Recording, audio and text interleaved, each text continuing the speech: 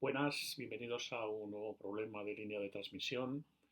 En este caso es el problema 6 del cuadernillo y es muy sencillito y lo voy a comentar dando las soluciones.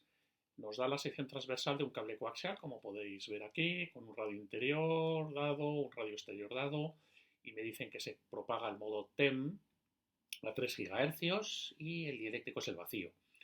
Me dan la diferencia de tensión entre los conductores, que se consideran que son perfectos, y la diferencia de potenciales de 10 voltios.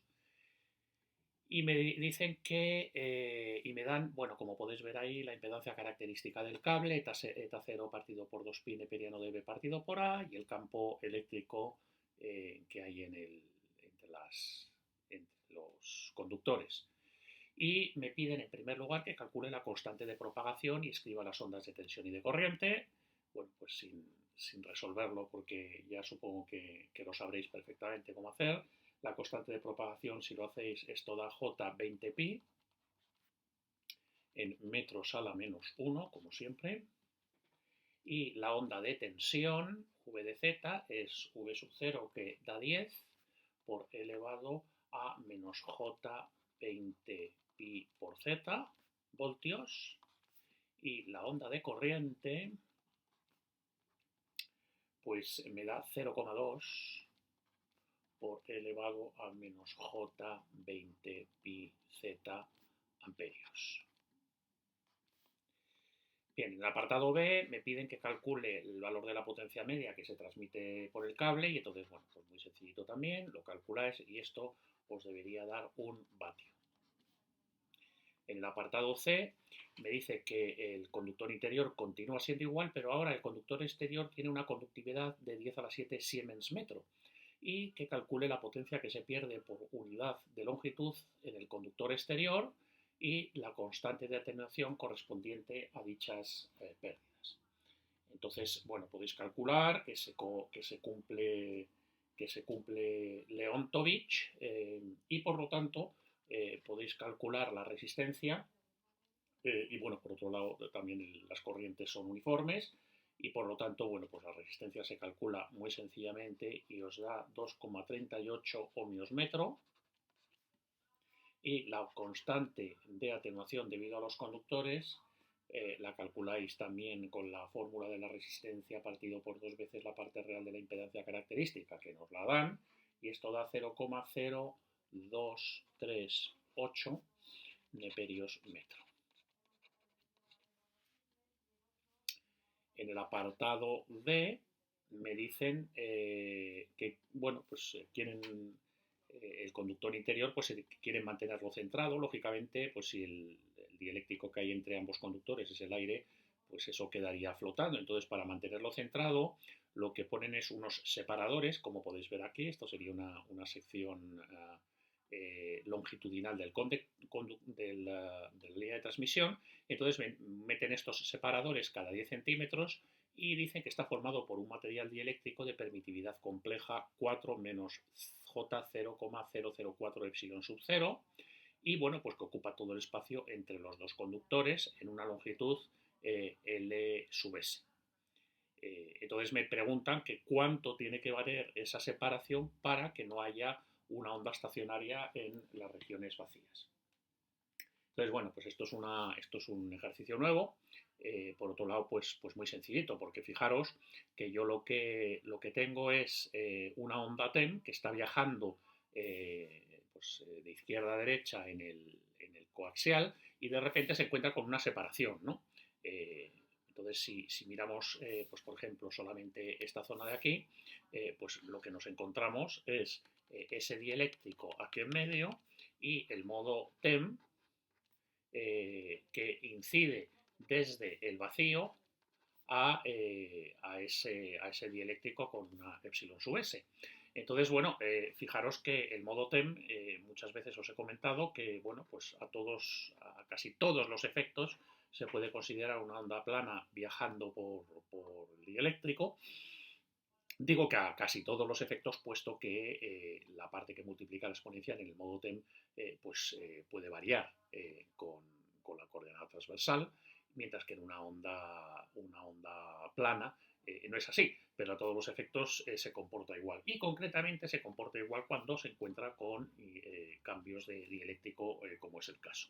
Entonces, esto lo podemos afrontar exactamente igual que en el tema de la incidencia de ondas planas, y recordar que allí teníamos un caso donde podíamos tener láminas con un determinado espesor, que aquí lo llamamos la L sub S, y que esas láminas se podían comportar en función de L sub S pues como acoplos perfectos, o sea, que fueran totalmente transparentes o que fueran totalmente reflectantes. Y allí calculábamos, o debierais haber calculado, cuál era el espesor, y el espesor, bueno, no salía un único espesor, sino que salían valores enteros de un valor mínimo. Entonces, el valor mínimo de ese espesor, bueno, pues ahí es la longitud de onda que yo tengo en el separador, partido por 2. O sea, cuando esta longitud es justamente la media longitud de onda de la longitud de onda que yo tengo ahí dentro, o que de la longitud de onda que tiene mi modo TEM en ese dieléctrico, cuando es justamente el andamedios, pues hay un acoplo perfecto, el coeficiente de reflexión es 0, no se refleja nada y toda la onda se transmite y se vuelve a transmitir al siguiente medio. Con lo cual ese separador intermedio pues no causa ningún tipo de reflexión y por lo tanto no se pierde potencia a lo largo del cable. Bueno, pues es muy sencillito. En este caso, la longitud de onda en el separador sería la longitud de onda en el vacío partido por la epsilon R' que yo tengo en el separador, que tiene mi separador, partido por 2, partido por 2, no partido por S, partido por 2. Y si metemos los datos de la longitud de onda, que a su vez la podemos poner como la velocidad de propagación que tenemos en el vacío partido por la frecuencia que tenemos, metemos todos esos datos, nos da esto igual a 2,5 centímetros. ¿Vale? Entonces, bueno, pues cuando ese separador es de 2,5 centímetros, pues el modo TEM que se propaga por el cable no se ve en absoluto afectado. También puede ser, si recordáis, pues un número impar de longitudes de onda adicionales, pero lógicamente, pues para qué coger un separador más grande si con este, que son 2,5 centímetros, pues ya es suficiente. Muy bien, vamos a por el apartado E, muy sencillito, que me dice que calcule la constante de atenuación debida al dieléctrico en las regiones del separador. Entonces, fijaros una cosa, o sea, el hecho de haber elegido esa longitud de separador lo que hace es que no haya reflexiones, pero lógicamente la onda, cuando el modo TEM, cuando se propaga por el separador, está sujeto a la epsilon del separador, que tiene pérdidas, con lo cual sí que tendré las pérdidas naturales de ese separador que tiene una epsilon segunda. Y por lo tanto, bueno, pues la alfa del dieléctrico es aproximadamente igual, y digo aproximadamente igual porque aquí voy a hacer una aproximación de bajas pérdidas, porque fijaros que la tangente de delta es 0,004, que es mucho menor que 1, con lo cual, bueno, pues la aproximación de bajas pérdidas está admitida, y entonces la constante de atenuación debida al dieléctrico es un medio de la tangente del ángulo de pérdidas por la frecuencia angular, omega, por la raíz cuadrada de la mu, que es la mu sub 0, por la epsilon prima del separador. Y bueno, pues ahí lo calculáis eso, y esto da 0,02 pi neperios por metro. ¿Vale? Bueno, pues nada, ya está. El ejercicio hecho. Y bueno, pues quizá el único comentario interesante sea precisamente este del apartado D, de cómo elegir la longitud del separador para que no haya una onda reflejada. Y acordaros, bueno, pues que esto es la ventana, esto se llamaba ventana en landamedios. Y esto, bueno, pues se estudia, se calcula en ondas planas, en el apartado, en el tema de ondas planas homogéneas. Espero que os haya quedado claro el ejercicio y os mando un saludo.